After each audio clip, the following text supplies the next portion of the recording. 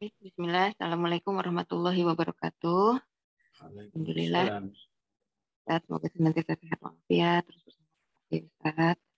Baik, Ustaz, saya mau bertanya tentang pertanyaan kajian pekan kemarin tentang sifat-sifat sholat para ummahatul mukminin ya Ustaz, yaitu tentang khusyuk. Kemarin sempat ada disampaikan Ustaz bahwa definisi dari khusyuk baik secara lugawi ya, secara bahasa dan istilah.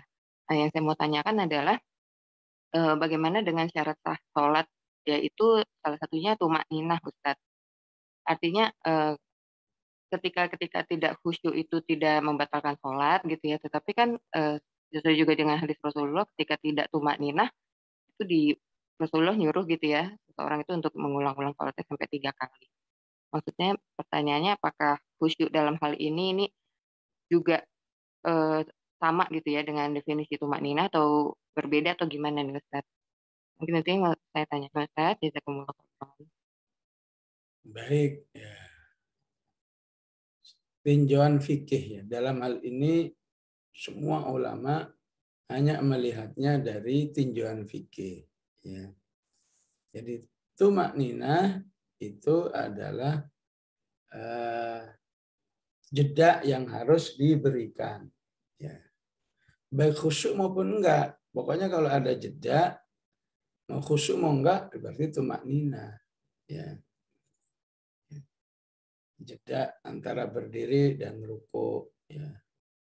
Jeda antara ruku dan itidal, jeda antara itidal dan sujud, ya. Pokoknya secara fikih, ya. Ya. Pokoknya selama ada jeda, mau khusyuk mau enggak, ya, itu sudah dianggap tumakninah.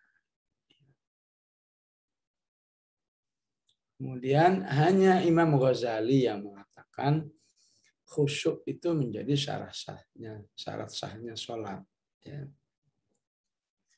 Karena memang beliau sangat mendalam di dalam mengkaji ruh semua ibadah.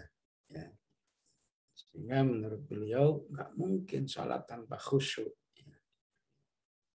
Tentu pendapat beliau tidak bisa diikuti oleh semua orang, tapi secara pribadi-pribadi boleh mengikuti. Ya. Tapi untuk eh, menjadi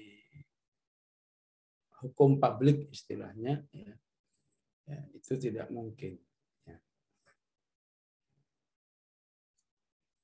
Ya, ada riwayat yang mengatakan ya bagaimana khusyuk itu tidak mungkin dilakukan. Ya, ya.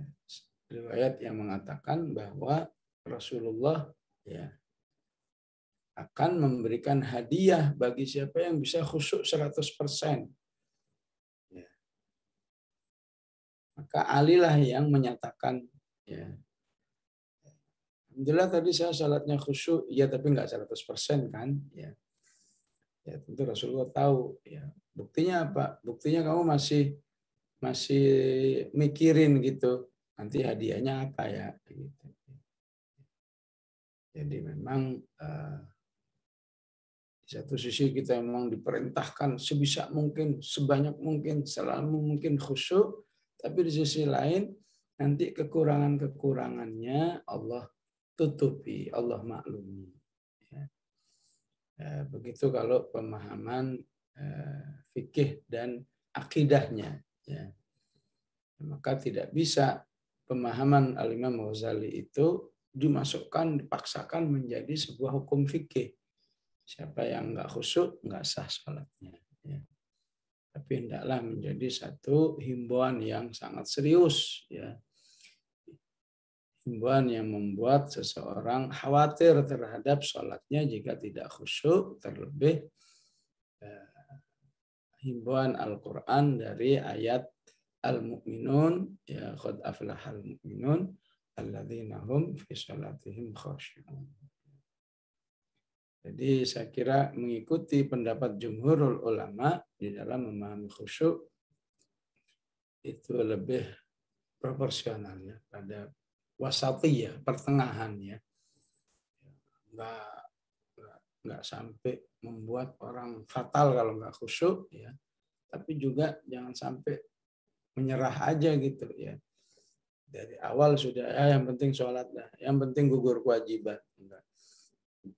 Tetap khusyuk menjadi usaha-usaha dan perhatiannya, bahkan menjadi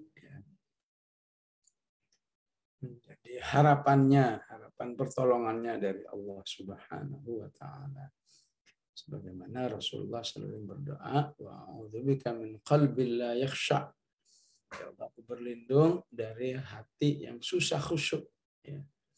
Ini menunjukkan betapa Rasulullah tidak saja berusaha, tapi selalu minta tolong kepada Allah Subhanahu wa taala untuk senantiasa khusyuk.